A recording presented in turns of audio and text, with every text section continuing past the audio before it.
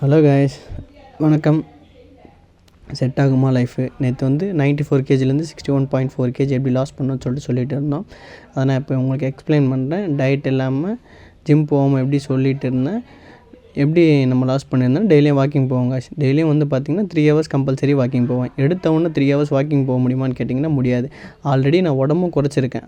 நான் எப்படி உடம்பு குறைச்சேன்னா 74 கேஜிலேருந்து 57 கேஜி லாஸ் பண்ணியிருந்தேன். அப்போ ஒரு 3 கேஜி மட்டும் வாக்கிங் போயிட்டு ஜிம் போயிட்டேன்.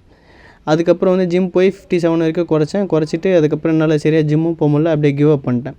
டக்குன்னு எனக்கு வந்து பாடி வந்து பார்த்திங்கன்னா சடனாக 94 கேஜி ஏறிடுச்சு.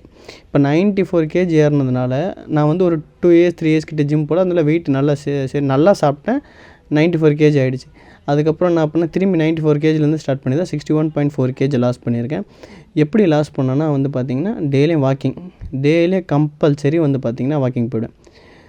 3 ஹவர்ஸ் கிட்ட வாக்கிங் போவேன். ஃபஸ்ட்டு வந்து 3 ஹவர்ஸ் போக முடியுமானா கண்டிப்பாக 3 ஹவர்ஸ் வந்து வாக்கிங் போக முடியாது. நான் வந்து 10 மினிட்ஸ்லேருந்து ஸ்டார்ட் பண்ணி தான் கொஞ்சமாக 10 minutes 15 minutes ½ an hour 1 hour அந்த மாதிரி 1 வீக் எக்ஸ்டெண்ட் பண்ணிகிட்டே வந்து தான் கடைசியாக 3 ஹவர்ஸ் கிட்ட வாக்கிங் போய் இந்த வெயிட் லாஸ் சேலஞ்சை பண்ணேன். கம்பல்சரி சுகர் எடுத்துக்கவே கூடாது.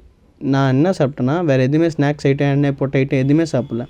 வீட்டில் 3 வேளை, அதாவது வீட்டில் என்ன செய்கிறாங்களோ அது மட்டும்தான் 3 வேளை அளவோடு சாப்பிட்டு இந்த வெயிட் லாஸை பண்ணேன். நல்லா வாக்கிங் போயிருந்தேன். சரிங்களா?